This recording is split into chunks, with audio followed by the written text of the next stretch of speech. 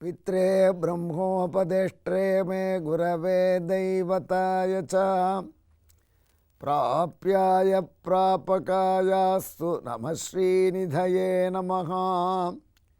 அன்புள்ள விஜய் தொலைக்காட்சி நேயர்களே, உங்கள் அனைவருக்கும் என்னுடைய வணக்கங்கள் மற்றும் இனிய நல்வாழ்த்துக்கள்.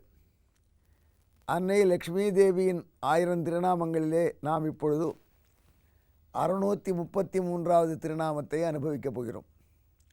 ஒரு வரலாறு, தமிழகத்திலே பிரசித்தமான வரலாறு.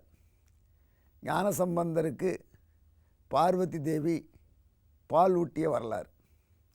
சீர்காழியில் ஞானசம்பந்தருடைய அப்பா ரொம்ப ஆச்சாரசீலர். அவர் தன் குழந்தையை அழைச்சிட்டு ஸ்நானம் பண்ண போகிறார். கோயிலில் இருக்கிற புஷ்கரனில் அங்கே இருக்கக்கூடிய சிவபெருமான், பார்வதி அவர்களை தியானம் செய்து கொண்டு அவர் குளத்திலே மூழ்கிறார். குழந்தை படியில் மேலே இருக்குது. அப்பா இருந்த வரைக்கும் உல்லாசமாக இருந்தது, உற்சாகமாக. அப்பா தண்ணீருக்குள்ளே மறைந்தவுடனே குழந்தைக்கு பயம் வந்துடுத்து. குழந்தை அழுதது. அழுத குழந்தை பசிக்கிறதுன்னு இதுக்கு பால் ஊட்ட சொல்லி பரமசிவன் சொல்ல பார்வதி தேவி பால் ஊட்டினாள். குழந்தை இந்த பாலை சாப்பிட்டுது. பால் கொஞ்சம் கடவாயில் பாக்கி இருக்குது. குழந்தையோட அழுக ஓஞ்சுது. குளிச்சுட்டு எழுந்து வந்த சம்பந்தருடைய அப்பா பார்த்தார். குழந்தையின் கடவாயில் பால் ஒழுகிறத பார்த்து இதோ பால் சாப்பிட்ருக்குன்னு புரிஞ்சுட்டார். அப்போவே ஆச்சாரக்காரராச்சவர், யார் கொடுத்தாலும் சாப்பிடக்கூடாது, யாருடா அவனுக்கு பால் கொடுத்துன்னு கேட்டார். அந்த கோயிலில் உள்ள சிவபெருமான் கோபுர விமானத்தை காண்பிச்சது குழந்தை. அப்புறம் யாருன்னு விரட்டி கேட்டவுடனே பெருமானை பற்றி பாடியது.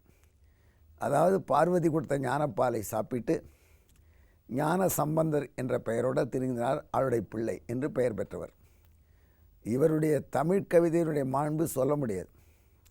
பல பல அற்புதமான கவிதைகளை ஏற்றிருக்கார். அந்த கவிதைகளில் பல விதமான அணிகளை பயன்படுத்தியிருக்கார். பலவித வேத மந்திரங்களுக்கு பொருள் காட்டுற மாதிரி கவிதை பாட்டியிருக்கார். இதெல்லாம் ஞானசம்பந்தருக்கு அழகாக அமைஞ்சிருக்கிற கவிதை. அதனால்தான் சௌந்தரலஹரியில் சங்கர பகவத் பாதாள் பார்வதி தேவியை பார்த்து சொல்லும் பொழுது, உன்னுடைய பால் மார்பகத்திலிருந்து நீ கொடுத்த பாலை பருகி அந்த தமிழ் குழந்தை பெரிய பெரிய கவிஞர்களெல்லாம் பொறாமைப்படக்கூடிய ஸ்தானத்துக்கு போயிற்று என்று பாடுகிறார். சம்பந்தரை குறித்து தான் பாடுகிறார் என்று பலர் ஆன்றோர்கள் கருதுகிறார்கள். அப்பேற்பட்ட ஞானப்பால் பார்வதி கொடுத்த வரலாறு தெரியும். அதே போல் ரொம்ப பிரசித்தமில்லாத வரலாறு ஒன்று உண்டு. கும்பகோணத்தில் திருக்குடந்தையில் கோமளவல்லி தாயார் என்று தாயார் எழுந்தருளியிருக்கிறார். அங்கே தாத்தாச்சார்கள் குலத்தில் அவதரித்த குழந்தைக்கு தாயார் தானே பால் ஊட்டி ஞானத்தை கொடுத்தாள். அவர் தான் பின்னாடி பெரிய ஐயா குமார தாத்தா தேசிகனாக வந்தார். அந்த கோமளவல்லி தாயார் சன்னதிக்கு சில கேடுகள் விளைவிக்கப்பட்டிருந்தது இந்த காலத்தில். அதாவது 6வது பெருமான் கோயிலில் ஒரு பகுதியை அப்போ இருக்கிற ஆட்சியில் இருந்தவங்க அவங்க விருப்பப்படி கோயில்களை மாற்றி அமைக்கணுங்கிறதுக்காக கோமளவல்லி தாயார் சன்னதியை தனியாக வேண்டாம் அப்படின்னு அதையே ஆக்கிரமிப்பு செய்ய வச்சுருந்தாங்க. அதன் பயனாக தனிக்கோவில் நாச்சியாராக இல்லாதல் கோமளவல்லி தாயார் 6வது ஆழ்வாருடைய கருவறையிலே இருக்க முடியாயிடுது.